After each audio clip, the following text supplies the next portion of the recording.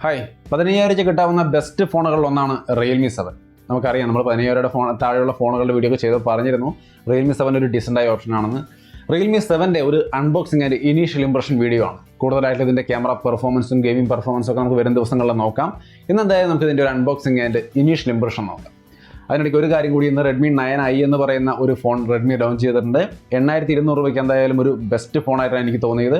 അതിനെക്കുറിച്ചുള്ള വീഡിയോ ഞാൻ പ്രതാപ്ജി എന്ന് പറയുന്ന ഈ ചാനലിൻ്റെ സബ്സിഡിയറി ചാനൽ ഇട്ടിട്ടുണ്ട്. അതിൻ്റെ ലിങ്ക് ഡിസ്ക്രിപ്ഷനിലുണ്ട്. 8,000 അല്ലെങ്കിൽ 10,000 താഴെയൊക്കെ ഫോണുകൾ നോക്കുന്ന ആൾക്കാരുണ്ടെങ്കിൽ തീർച്ചയായിട്ടും ആ ഒരു വീഡിയോ ഒന്ന് കണ്ടു നോക്കാം. അതായത് നമുക്കൊരു സബ്സിഡിയറി ചാനൽ കൂടി നമ്മൾ സ്റ്റാർട്ട് ചെയ്തിരിക്കുകയാണ് പ്രതാപ്ജി എന്ന പേരിൽ. ഓൾറെഡി ബ്രാൻഡ് ഗെയിമിംഗ് എന്ന ഗെയിമിംഗ് ചാനലായിരുന്നു. ഇപ്പോൾ ഗെയിമിംഗ് ഒന്നും നിവൃത്തിയില്ല, അതിൻ്റെ കാര്യം ഞാൻ ആ വീഡിയോയിൽ പറയുന്നുണ്ട്. ഒന്ന് കണ്ടു നോക്കാം. റെഡ്മി 9i 10,000 താഴെയുള്ള ഫോണുകൾ നോക്കുന്ന ആൾക്കാരുണ്ടെങ്കിൽ തീർച്ചയായിട്ടും യൂസ്ഫുൾ ആവാനുള്ള സാധ്യതയുണ്ട്. അപ്പം നമുക്കിന്ന് നേരെ അൺബോക്സിങ്ങിലേക്ക് പോകാം.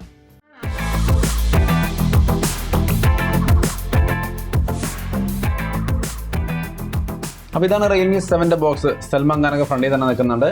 എന്തായാലും ആൻഡ്രോയിഡ് റിയൽമി 7 64 മെഗാ പിക്സൽ അങ്ങനെ ഒരുപാട് കാര്യങ്ങൾ കാണിക്കുന്നുണ്ട്. കൂടുതൽ ഏറ്റവും താഴെയായിട്ട് നമുക്ക് മെയ്ഡ് ഇൻ ഇന്ത്യ, അതായത് അസംബിൾഡ് ഇന്ത്യ ആണ്. അപ്പോൾ മെയ്ഡ് ഇൻ ഇന്ത്യ പ്രൊഡക്റ്റ് ആണ് കേട്ടോ റിയൽമി 7. അങ്ങനെയുള്ള കാര്യങ്ങളൊക്കെ നോക്കുന്നവർക്ക് തീർച്ചയായിട്ടും മെയ്ഡ് ഇൻ ഇന്ത്യ റിയൽമി 7 വാങ്ങിക്കാം. അപ്പോൾ നമ്മൾ ബോക്സ് ഓപ്പൺ ചെയ്യാണ്. അപ്പോൾ നമ്മൾ ബോക്സ് ഓപ്പൺ ചെയ്യുമ്പോൾ അതിനകത്ത് മറ്റൊരു ബോക്സ്, യൂഷ്വലി നമുക്കറിയാം കേസ്, ഡോക്യുമെൻറ്റ്സ്, സെമിജറ്റർ ടൂൾ, ഇതാണ് റിയൽമിയുടെ ബോക്സിൽ വരാറുള്ളത്. അപ്പോൾ അത് നമുക്ക് നോക്കാം. അതിന് മുമ്പ് ഫോൺ എടുക്കാം. ഫോൺ മാറ്റി വെച്ചിട്ട് നമുക്ക് ബോക്സിനകത്തെ കണ്ടന്റിലേക്ക് വരാം. ബോക്സിനകത്ത് നമുക്ക് ചാർജറും ടൈപ്പ് സി കേബിളും കിട്ടുന്നുണ്ട്. ചാർജർ നമ്മൾ എക്സ്പെക്ട് ചെയ്യുന്നത് 30 വാട്ട് ചാർജറാണ്. അതായത് 30 വാട്ട് ചാർജർ തന്നെയാണ് ഇതിൻ്റെ ഒപ്പം വരുന്നത്. അപ്പോൾ ചാർജർ ബോക്സിൽ കിട്ടുന്നുണ്ട് 30 വാട്ട് ചാർജർ.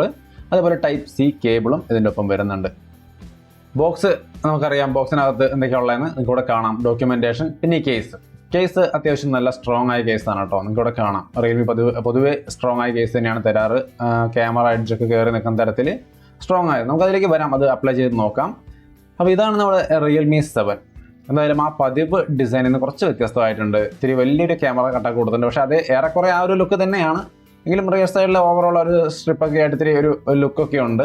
ബട്ട് കയ്യിൽ ഫീല് ശരിക്കും ഒരു പ്ലാസ്റ്റിക് ഫീല് അത് നമുക്കിവിടെ ശരിക്കും കിട്ടുന്നുണ്ട്. അപ്പോൾ അത്ര ഒരു പ്രീമിയം ഫീൽ അല്ല നമുക്ക് ഇൻ ഹാൻഡ് ഫീൽ കിട്ടുക. ബട്ട് ഓവറോൾ കൊള്ളാം. ഡിസൈൻ ഒന്നും മോശം പറയാനില്ല, നല്ല ഡിസൈൻ തന്നെയാണ്. ഇനി നമുക്കിതിൻ്റെ ഒരു ഓവർവ്യൂ നോക്കാം. എങ്ങനെയുണ്ട് ഇതിൻ്റെ ചുറ്റുപാട്, എന്തൊക്കെ കാര്യങ്ങളുള്ളതെന്ന് ജസ്റ്റ് ഒന്ന് നോക്കിയിട്ട് ഫോൺ ഓൺ ചെയ്യാം. താഴത്തെ വശത്ത് 3.5mm headphone Jack, main microphone, type C port, speaker grill. Left സൈഡിലേക്ക് വന്നാൽ വോളിയം റോക്കേഴ്സ്, അതേപോലെ തന്നെ സിം ട്രേയിലേക്ക് വരുമ്പോൾ നമുക്കറിയാം ട്രിപ്പിൾ കാർഡ് സ്ലോട്ടാണ് ഈ ഒരു ഡിവൈസ് സപ്പോർട്ട് ചെയ്യുന്നത്. ഒന്ന് ജസ്റ്റ് ഓപ്പൺ ചെയ്ത് നോക്കാം. ഓപ്പൺ ചെയ്തിരിക്കുകയാണ്. ട്രിപ്പിൾ കാർഡ് സ്ലോട്ടാണ് നിങ്ങളിവിടെ കാണുന്നത്. 2 സിമ്മും മെമ്മറി കാർഡും ഒരേ സമയം ഉപയോഗിക്കാം. ഡുവൽ 4G 5G ഒന്നുമല്ല, ഡുവൽ 4G ആണ്. മെമ്മറി കാർഡും ഒരേ സമയം യൂസ് ചെയ്യാം. ഇനി നമുക്ക് ഇതിൻ്റെ മറ്റു വശത്തേക്ക് വന്നു കഴിഞ്ഞാൽ ടോപ്പ് സൈഡിൽ നമുക്ക് പ്രത്യേകിച്ച് ഒരു ഐക്കൺസ് പോയിന്റ്സ് ഒന്നുമില്ല, ജസ്റ്റ് ക്ലീൻ ആണ്. റൈറ്റ് സൈഡിലേക്ക് വരുമ്പോൾ നമുക്ക് അവിടെ പവർ ബട്ടണും അതേപോലെ ഫിംഗർ പ്രിന്റ് സെൻസറും. പവർ ബട്ടണിൽ ഇൻറ്റഗ്രേറ്റ് ചെയ്ത ഫിംഗർ പ്രിന്റ് സെൻസറാണ് വരുന്നത്. സോ അത് ഈ ഒരു രീതിയിലാണ്. റിയർ സൈഡിലേക്ക് വന്നു കഴിഞ്ഞാൽ ക്വാഡ് ക്യാമറ സെറ്റപ്പ്, ക്യാമറയുടെ സെറ്റപ്പ് സ്പെസിഫിക്കേഷനൊക്കെ ഞാൻ പറയാം. ഇതാണ് ഇതിൻ്റെ റിയർ ഡിസൈൻ. ഫ്രണ്ട് ഡിസൈനിലേക്ക് വന്നു കഴിഞ്ഞാൽ സ്ക്രീൻ ഗാർഡൊക്കെ പ്രീ അപ്ലൈഡ് ആണ്. ടോപ്പ് ലെഫ്റ്റ് കോർണറിൽ പഞ്ച് ഹോൾ ആ ക്യാമറ സെറ്റപ്പ് നിങ്ങൾക്ക് കാണാം. അപ്പോൾ ഇതാണ് ഇതിൻ്റെ ഒരു ഡിസൈൻ, ഓവറോൾ ഡിസൈൻ എന്ന് പറയുന്നത്. ഇനി ഇതിൻ്റെ കേസ് അപ്ലൈ ചെയ്തിട്ടുള്ള ഒരു ലുക്കാണ് നിങ്ങൾ കാണുന്നത്. കേസ് അപ്ലൈ ചെയ്യുമ്പോൾ തീർച്ചയായിട്ടും ഒരു ബൾക്കി ഫോൺ പോലെ തന്നെയായി മാറുന്നുണ്ട്.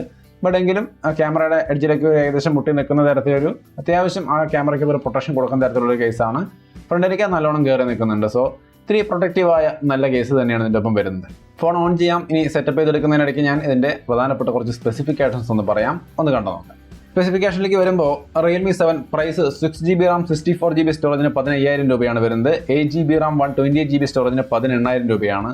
6.5 inch full HD+ display 90 Hz refresh റേറ്റോട് കൂടിയാണ് വരുന്നത്. ഗൊറില്ല ഗ്ലാസ് 3യുടെ പ്രൊട്ടക്ഷൻ ആണുള്ളത്. ഇതിൻ്റെ തിക്നെസ് നോക്കിയാൽ 9.4mm ആണ്. വെയിറ്റ് 196 gram ആണ്. MediaTekൻ്റെ Helio G95 ആണ് പ്രോസസ്സർ. LPDDR4X റാമും UFS 2.1 സ്റ്റോറേജുമാണ് വരുന്നത്. 2 SIM plus micro SD card, അങ്ങനെ ട്രിപ്പിൾ കാർഡ് സ്ലോട്ടാണ്. Main camera 64 megapixel, Sony IMX 682 ആണ്. f1.8 ആപ്പേച്ചറിൽ 8 മെഗാ പിക്സലിൻ്റെ വൈഡ് ആംഗിൾ ക്യാമറയും ബ്ലാക്ക് ആൻഡ് വൈറ്റ് പോർട്രേറ്റ് ലെൻസും മാക്രോ ലെൻസും വരുന്നുണ്ട്. അങ്ങനെ ക്വാഡ് ക്യാമറ സെറ്റപ്പ് ആണ്. സെൽഫി 16 മെഗാ പിക്സലാണ്. സോണി IMX 471 ആണ് സെൻസർ. 5000 mAh ബാറ്ററിയും 30 വാട്ട് ഫാസ്റ്റ് ചാർജിങ് സപ്പോർട്ട് ചെയ്യുന്നു. ഇൻക്ലൂഡ് 5 വോട്ട് 6 ആംപ് ചാർജർ ബോക്സിൽ കിട്ടുന്നുണ്ട്, നമ്മൾ കണ്ടു. റിയൽമി UI ആൻഡ്രോയിഡ് 10 ബേസ്ഡ് ആണ്. സോ അത്രയുമാണ് ഇതിൻ്റെ പ്രധാനപ്പെട്ട സ്പെസിഫിക്കേഷൻസ്. അപ്പോൾ നമ്മൾ ഫോൺ ഓൺ ചെയ്തെടുത്തിരിക്കുകയാണ്. നിങ്ങൾക്കിവിടെ കാണാം റിയൽമി UI എനിക്ക് ഇഷ്ടപ്പെട്ടു. എന്തായാലും റിയൽമി മറ്റേ കളർ വോയിസ് ഒക്കെ ആയിരുന്നു വന്നപ്പോൾ ഉള്ളതിനേക്കാൾ കുറേ കൂടി നല്ല ഒരു സ്മൂത്ത് ഇൻ്റർഫേസ് ആണ് നമുക്ക് തരുന്നത്. ഇവിടെ നിങ്ങൾക്ക് കാണാം ഇതിൻ്റെ എബൌട്ട് സെക്ഷൻ. എബൌട്ട് സെക്ഷനിലേക്ക് വന്നു കഴിഞ്ഞാൽ റിയൽമി 7 എന്ന് കാണാം. റിയൽമി UI വെർഷൻ നോക്കിയാൽ 1.0 ആണ്. ആൻഡ്രോയിഡ് 10 ബേസ്ഡ് ആണ്. 6GB RAM ആണ് വരുന്നത്. 64GB സ്റ്റോറേജിൽ 51.2 GB സ്റ്റോറേജ് ആണ് നമുക്ക് അവൈലബിൾ ആയിട്ടുള്ളത്. ഇത്രയും കാര്യങ്ങളാണ് എബൌട്ട് സെക്ഷനിൽ വരുന്നത്. ഇനി നമുക്ക് ഫോണിൻ്റെ ഇൻ്റർഫേസിലേക്ക് വന്നു കഴിഞ്ഞാൽ നിങ്ങൾക്കിവിടെ കാണാം ഓവറോൾ നല്ല സ്മൂത്തായ ഇത്രയും കൂടി സ്റ്റോക്ക് ആൻഡ്രോയിഡ് ചേർന്ന് നിൽക്കുന്ന നല്ലൊരു UI ആണ്. എന്തായാലും എനിക്ക് റിയൽമി UI ഇഷ്ടപ്പെട്ടു കളർവോയ്സ് 7നേക്കാളും. അല്ലെങ്കിൽ കളർവോയ്സിനേക്കാളും 7 വരുമ്പോൾ കുറേ അധികം വ്യത്യാസങ്ങൾ കളർവോയ്സിലും വരുമായിരിക്കും. എന്തായാലും റിയൽമി UI കൊള്ളാമെന്നാണ് തോന്നുന്നത്. സ്ക്രീൻ റെക്കോർഡിങ് കാര്യങ്ങളൊക്കെ ഉണ്ട്. വെരി ഗുഡ്, ഒരു നല്ല ഫീച്ചർ. സ്ക്രീൻ റെക്കോർഡിങ്ങിൻ്റെ ഭാഗത്ത് ഒരുപാട് പേര് ചോദിക്കുന്ന ഒരു കാര്യമാണ് ഇന്റേണൽ സൗണ്ടും മൈക്കിൻ്റെ സൗണ്ടും ഒരുമിച്ച് റെക്കോർഡ് ചെയ്യാൻ പറ്റുമോ. നിങ്ങൾക്ക് ഇവിടെ കാണാം ഇന്റേണൽ സൗണ്ടിൻ്റെയും സിസ്റ്റം സൗണ്ടിൻ്റെയും ഐക്കണുകൾ ഞാൻ എനേബിൾ ചെയ്ത് വെച്ചിട്ടുണ്ട്. സോ നിങ്ങൾക്ക് ഇന്റേണൽ സൗണ്ടും മൈക്കിൻ്റെ സൗണ്ടും ഒരേ സമയം റെക്കോർഡ് ചെയ്യാനുള്ള ഫീച്ചർ റിയൽമി 7 വരുന്നുണ്ട്. അതിൻ്റെ ക്വാളിറ്റി എന്തായാലും ഞാൻ ഗെയിം റെക്കോർഡ് ചെയ്യുമ്പോൾ ഞാനൊന്ന് റെക്കോർഡ് ചെയ്തിട്ട് നിങ്ങൾക്ക് തീർച്ചയായിട്ടും കാണിച്ചു തരുന്നുണ്ടാവും. പിന്നെ ഇതിനകത്ത് സോഫ്റ്റ്വെയർ അപ്ഡേറ്റ് ഒരെണ്ണം വന്ന് കിടക്കുന്നുണ്ട്. എന്തായാലും അത് ഇൻസ്റ്റാൾ ചെയ്തതിന് ശേഷമായിരിക്കും നമ്മൾ ക്യാമറ സാമ്പിളൊക്കെ ഒന്ന് എടുത്ത് നോക്കുക. അത് ഇൻസ്റ്റാൾ ചെയ്യാം. അതിന് മുമ്പ് നമുക്ക് പ്രധാനപ്പെട്ട മറ്റു കാര്യങ്ങൾ കൂടി ഒന്ന് നോക്കിയിട്ട് അതിലേക്ക് പോകാം. ഡിസ്പ്ലേ സെറ്റിംഗ്സിനകത്ത് നമുക്ക് ഡാർക്ക് മോഡും കാര്യങ്ങളൊക്കെ കാണാം കേട്ടോ. ഡാർക്ക് മോഡൊക്കെ എനേബിൾ ചെയ്യാം. എനേബിൾ ചെയ്ത് കഴിഞ്ഞാൽ കൊള്ളാം, നല്ല ഡീസൻ്റ് ആയ ഒരു ഡാർക്ക് മോഡും കാര്യങ്ങളൊക്കെ നമ്മൾ മുൻപ് റിയൽമി ഫോണിൽ കണ്ടിട്ടുണ്ട്. നമുക്ക് ഇവിടെ കാണാം നല്ല ഡീസൻ്റ് ആയ ഒരു ഡാർക്ക് മോഡും കാര്യങ്ങളൊക്കെ തന്നെയാണ്. നല്ല ബ്ലാക്കും കാര്യങ്ങളൊക്കെ ലെവലൊക്കെ നല്ല രസകരമായിട്ടുണ്ട്, ഒന്നും പറയാനില്ല.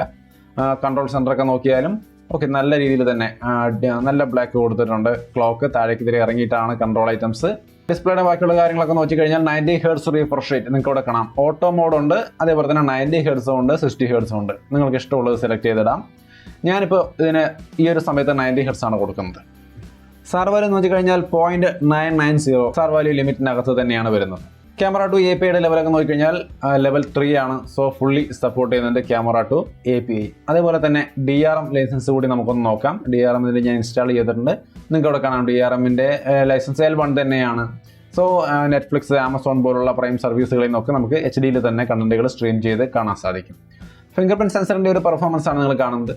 വളരെ നൈസായിട്ട് നമ്മൾ ജസ്റ്റ് ടാപ്പ് ചെയ്യുന്ന മാത്രമേ തന്നെ വളരെ ഫാസ്റ്റായിട്ട് ഓപ്പൺ ആവുന്നുണ്ട്. സോ ഫിംഗർ പ്രിന്റ് സെൻസറിൻ്റെ പെർഫോമൻസിലൊന്നും യാതൊരു ഇഷ്യൂ ഇല്ല. വളരെ സ്മൂത്ത് ആൻഡ് ഫാസ്റ്റ് ആണ്. ഫേസ് അൺലോക്ക് സംവിധാനവുമുണ്ട്. നിങ്ങൾക്ക് ഇവിടെ കാണാം ഫേസ് അൺലോക്ക് ഞാൻ യൂസ് ചെയ്യാൻ ശ്രമിക്കുകയാണ്. ഫേസ് അൺലോക്ക് യൂസ് ചെയ്യുമ്പോൾ വളരെ ഫാസ്റ്റായിട്ട് തന്നെ ഓപ്പൺ ആവുന്നുണ്ട്, വലിയ ഇഷ്യൂ ഒന്നുമില്ല. എന്നാൽ ചില നേരത്ത് ഒരു പിടുത്തം വരുന്നുണ്ട്, ചില നേരത്ത് ഓപ്പൺ ആവുന്നില്ല. എങ്കിലും ഓവറോൾ നല്ല സ്മൂത്തായിട്ട് നമുക്ക് ഫേസ് അൺലോക്കും വർക്ക് ചെയ്യുന്നുണ്ട്. സോ സെക്യൂരിറ്റി സംവിധാനങ്ങളിൽ കാര്യമായ പാളിച്ചകളൊന്നുമില്ല, രണ്ടും നല്ല രീതിയിൽ തന്നെ വർക്ക് ചെയ്യുന്നുണ്ട്. ഇനി ക്യാമറ ഇൻ്റർഫേസിലേക്ക് വന്നു കഴിഞ്ഞാൽ നൈറ്റ് മോഡ്, അതേപോലെ തന്നെ video mode, photo mode, portrait mode, പിന്നീട് അങ്ങോട്ട് 64 MP ഒരു മോഡുണ്ട്. മോറിനകത്ത് ultra, macro, expert mode, panorama, അങ്ങനെയുള്ള ഗൂഗിൾ ലെൻസ്, എല്ലാ ഫീച്ചേഴ്സും യൂഷ്വലി നമ്മൾ ഫോണുകളിൽ മിക്കവാറും കണ്ടുവരുന്ന എല്ലാ ഓപ്ഷൻസും ഇതിനകത്തും വരുന്നുണ്ട്. ഇനി ഇതിൻ്റെ വീഡിയോ റെസൊല്യൂഷനുകൾ നോക്കിയാൽ ഫുൾ HDയിൽ 60 ഫ്രെയിം പെർ സെക്കൻഡും 30 ഫ്രെയിം പെർ സെക്കൻഡും വരുന്നുണ്ട്. 4Kയിൽ നമുക്ക് ഓപ്ഷൻസ് ഇല്ല, അതായത് അത് 30 ഫ്രെയിം പെർ സെക്കൻഡ് മാത്രമേ സപ്പോർട്ട് ചെയ്യുന്നുള്ളൂ. സോ ഫുൾ HDയിലും അതായത് 1080ലും 720ലും നമുക്ക് 60 ഫ്രെയിം പെർ സെക്കൻഡും 30 ഫ്രെയിം പെർ സെക്കൻഡും റെക്കോർഡ് ചെയ്യാൻ സാധിക്കും.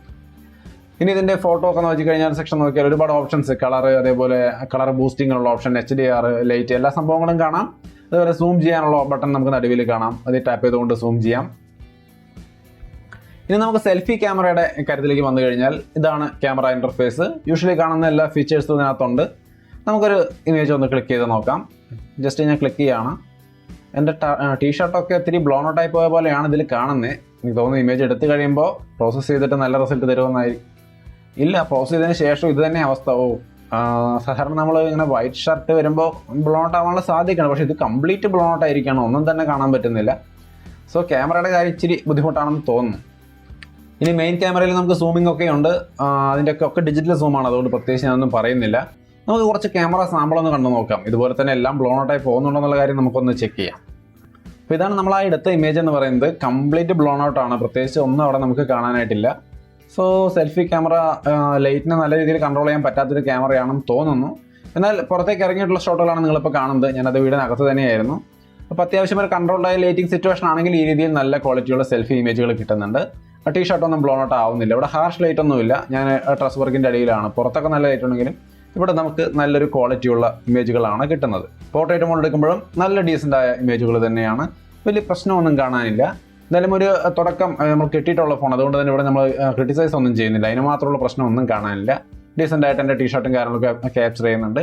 ഷോൾഡറിൻ്റെ ഭാഗത്ത് നോക്കിയാൽ നമുക്ക് ഈ ഇമേജിലൊക്കെ കാണാം ചെറിയ ഇഷ്യൂസൊക്കെ, കുഴപ്പമില്ല. എന്നാൽ മെയിൻ ക്യാമറ ഇമേജുകളാണ് കാണുന്നത്. വലിയ കുഴപ്പമില്ല. പക്ഷേ അത്ര എക്സ്പോഷർ ലെവൽ അത്ര പോരാ, നല്ല ലൈറ്റുള്ള സിറ്റുവേഷനാണ്. എന്നിട്ടും സൂം ചെയ്ത് നോക്കുമ്പോഴും എന്തോ ഇവിടെ ഒരു പോരായ്മ പോലെ തോന്നുന്നുണ്ട്. സോണി IMX സെൻസറാണ്, എന്നിട്ടും അതിൻ്റെ ഒരു ഔട്ട്പുട്ട് കിട്ടാത്ത പോലെ എനിക്ക് തോന്നുന്നുണ്ട് കണ്ടിട്ട്. നമുക്ക് നോക്കാം, അത് കുറച്ച് ഡീറ്റെയിൽ ആയിട്ട് യൂസ് ചെയ്ത് കഴിയുമ്പോഴേ അറിയുള്ളൂ. ഈ ഒരു ഇമേജിലേക്ക് വരുമ്പോൾ വലിയ കുഴപ്പം കാണാനില്ല. എല്ലാ ഇമേജുകളും നമുക്ക് ഇതുപോലെ നന്നായിട്ട് കിട്ടുന്നില്ല. ഈ ഒരു ഇമേജ് നിങ്ങൾക്ക് കാണാം, കണ്ടാൽ ഡീസൻ്റ് ആണെന്ന് തോന്നുമെങ്കിലും സൂം ചെയ്താൽ നിങ്ങൾക്ക് അറിയാം എൻ്റെ ഫേസ് ബ്ലറായി പോയിട്ട്. ഈ അടുത്ത കാലത്ത് മറ്റൊരു ഫോണും റിവ്യൂ ചെയ്തപ്പോൾ ഞാൻ ഇതുപോലത്തെ ഒരു അവസ്ഥ നമുക്ക് നേരിട്ടിരുന്നു. അത് തന്നെയാണ് ഇവിടെയും വരുന്നത്. നമുക്ക് മെയിൻ സബ്ജക്റ്റ് അത്ര ഷാർപ്നെസ് കാണുന്നില്ല. മെയിൻ ക്യാമറ ഉപയോഗിച്ച് നമ്മൾ പോർട്രേറ്റ് മോഡൊക്കെ എടുക്കുമ്പോൾ നിങ്ങൾക്ക് ഇവിടെ കാണാം ഈ ഒരു ഇമേജിലും അത്ര ഒരു ഡീറ്റെയിൽസ് ലെവലില്ല. മറ്റൊരു ഇമേജ് കൂടി ഞാൻ ഒരുപാട് തവണ ട്രൈ ചെയ്തു, ഇതിനകത്തും എൻ്റെ ഫേസിലേക്ക് വലിയൊരു ഡീറ്റെയിൽസ് ലെവൽ നമുക്ക് കാണാനില്ല. പലപ്പോഴും ഇത് സംഭവിക്കുന്നുണ്ട്. എന്നാൽ ചില സമയങ്ങളിൽ നല്ല ക്വാളിറ്റി കിട്ടുന്നുണ്ട്. പോർട്രേറ്റ് മോഡൊക്കെ എടുക്കുമ്പോൾ വലിയ കുഴപ്പമില്ല. ടീഷർട്ട് ആയാലും കാര്യങ്ങളായാലും ഒക്കെ നല്ല രീതിയിൽ ക്യാപ്ചർ ചെയ്തിട്ടുണ്ട്. ഓവറോൾ ഡീറ്റെയിൽസ് ലെവൽ നോക്കിയാൽ കുഴപ്പമില്ലാത്തൊരു സെറ്റപ്പ് ഉണ്ട്. ബട്ട് ഇങ്ങനെ ഒരുവിധം മുഖം കുഴപ്പമില്ലാത്ത രീതിയിൽ കിട്ടുമ്പോൾ എക്സ്പോഷർ ലെവലിൽ എന്തൊക്കെയോ ഇഷ്യൂസ് തോന്നുന്നുണ്ട്. സോ ഓവറോൾ ഇതിൻ്റെ ക്യാമറ ഒരു മിക്സ്ഡ് ഫീലിംഗ് ആണ് ഇപ്പോൾ എനിക്ക് തരുന്നത്. അത്ര നല്ലൊരു സെറ്റപ്പായിട്ട് തോന്നുന്നില്ല. നമുക്ക് യൂസ് ചെയ്ത് നോക്കാം. കാരണം ഇപ്പോൾ ഫോൺ കൈ കിട്ടിയിട്ടുള്ളൂ. ഞാൻ സോഫ്റ്റ്വെയർ അപ്ഡേറ്റ് ഒക്കെ ചെയ്തു കേട്ടോ. വന്ന സോഫ്റ്റ്വെയർ അപ്ഡേഷനൊക്കെ ചെയ്തിട്ടുണ്ടായിരുന്നു. ഇപ്പോൾ ലേറ്റസ്റ്റ് സോഫ്റ്റ്വെയർ ആണ്. ഇപ്പോൾ ട്രസ് വർക്കിൻ്റെ ഇടയിലാണ് മെയിൻ ക്യാമറ ഉപയോഗിക്കുന്നത്. ചില നേരത്തെ ഇതുപോലെ ഫുൾ അൺറെസ്പോസ്ഡ് ആയ ഇമേജുകളാണ് കിട്ടുന്നത്. ഒരു നല്ല എക്സ്പോസ്ഡ് ആയ ഒരു ഡീസൻറ്റ് ഫോട്ടോസ് അല്ല വരുന്നത് മെയിൻ ക്യാമറയിൽ നിന്ന്. സോ ഒത്തിരി ഡിഫിക്കൽട്ടായിട്ട് തോന്നുന്നതിൻ്റെ ക്യാമറയുടെ മൊത്തത്തിലുള്ള പെർഫോമൻസ്. നമുക്ക് നോക്കാം എന്തായാലും വിശദമായിട്ട്. ഞാൻ ഇതിൻ്റെ ക്യാമറ റിവ്യൂ അടുത്ത് തന്നെ ചെയ്യുമ്പോൾ അപ്പോൾ ഞാൻ കുറച്ച് കൂടുതൽ വിശദമായിട്ട് പറയാം. അപ്പോൾ Realme 7ൻ്റെ ഒരു അൺബോക്സിംഗ് ആൻഡ് ഇനീഷ്യൽ ഇംപ്രഷൻ കഴിയുമ്പോൾ ഇത്തിരി വ്യത്യസ്തമായിട്ടുണ്ടല്ലേ. കുറേ കാലമായിട്ട് Realme ഇറക്കുന്ന ആ പാറ്റേണിൽ നിന്ന് കുറച്ചൊരു വ്യത്യാസം, ഒരു സ്ട്രിപ്പൊക്കെ കൊടുത്ത് ഒരിത്തിരി വ്യത്യസ്തമാക്കേണ്ട ഈ ഫോൺ. അതുകൊണ്ട് തന്നെ ഒരിത്തിരി വ്യത്യസ്തമായൊരു അത്രേ ഉള്ളെങ്കിൽ പോലും പതിവിൽ നിന്ന് ഇത്തിരി വ്യത്യസ്തമായിട്ടൊരു ഫോണെന്ന് നമുക്ക് പറയാം. ബാക്കിയുള്ള കാര്യങ്ങൾ പ്രോസസ്സർ പെർഫോമൻസ് ഒക്കെ നോക്കുമ്പോൾ ആ ഒരു പ്രൈസിൽ കാണേണ്ടുന്ന ഒരു സെറ്റപ്പ് തന്നെയാണ്. നമുക്കറിയാം, ഓൾറെഡി ഞാൻ കുറിച്ച് പറഞ്ഞിട്ടുള്ളതാണ്. എന്തായാലും കൂടുതലായിട്ട് റിയൽ ലൈഫിൽ യൂസേജിൽ എങ്ങനെയുണ്ടെന്ന് ഞാൻ വരും ദിവസങ്ങളിൽ ഇതിൻ്റെ ഗെയിമിങ്ങും അതേപോലെ ക്യാമറയൊക്കെ യൂസ് ചെയ്ത് നോക്കിയിട്ട് പറയാം. ഒരു ഇനീഷ്യൽ ഇംപ്രഷനിൽ ക്യാമറ ഒഴികെ ബാക്കിയെല്ലാം നന്നായിട്ട് തോന്നി. ക്യാമറയിൽ ചെറിയ ഇഷ്യൂസ് കണ്ടു. അതിൻ്റെ ഫോട്ടോ എടുക്കുമ്പോൾ പലപ്പോഴും മെയിൻ സബ്ജക്റ്റ് ബ്ലർ ആവുന്ന പോലെ, ഫോക്കസ് ആവാത്ത പോലെയൊക്കെ തോന്നി എനിക്ക് മെയിൻ ക്യാമറയിൽ. എന്തായാലും ക്യാമറയുടെ കാര്യത്തിൽ സ്ട്രഗിളിംഗ് ആണെന്ന് തോന്നുന്നു, ഇഷ്യൂസ് ഉണ്ടെന്ന് തോന്നുന്നേ പറയുന്നുള്ളൂ. ഫസ്റ്റ് അവിടെ കിട്ടിയിട്ടുള്ളൂ, അതുകൊണ്ട് കുറ്റമൊന്നും പറയാൻ പറ്റില്ല. വിശദമായിട്ട് യൂസ് ചെയ്ത് നോക്കിയതിന് ശേഷം ഞാൻ വരും ദിവസങ്ങളിൽ ക്യാമറ റിവ്യൂവിൽ പറയാം. ക്യാമറയ്ക്കൊക്കെ വേണ്ടി വാങ്ങിക്കാൻ ഉദ്ദേശിക്കുന്ന ആൾക്കാരുണ്ടെങ്കിൽ ഒന്ന് വെയിറ്റ് ചെയ്യാം. ഞാനൊന്ന് ടെസ്റ്റ് ചെയ്തിട്ട് വരും ദിവസങ്ങളിൽ ക്യാമറ റിവ്യൂ അപ്ലോഡ് ചെയ്യാം. കണ്ടു നോക്കിയതിന് ശേഷം വേണോ വേണ്ടോ തീരുമാനിക്കാം. അപ്പോൾ ഓവറോൾ ഒരു നല്ല ഗുഡ് ഫോണാണെന്ന് തോന്നുന്നു. എന്തായാലും നമുക്ക് ചെക്ക് ചെയ്യാം. അപ്പോൾ അത്രയുമാണ് നമ്മുടെ ഇന്നത്തെ ഒരു അൺബോക്സിംഗ് ആൻഡ് ഇനീഷ്യൽ ഇംപ്രഷൻ. നിങ്ങളുടെ അഭിപ്രായങ്ങൾ തീർച്ചയായിട്ടും കമൻറ്റായിട്ട് ഷെയർ ചെയ്യാം. വീണ്ടും ഒരു വീഡിയോ ആയിട്ട് കണ്ടുമുട്ടാം. ബൈ.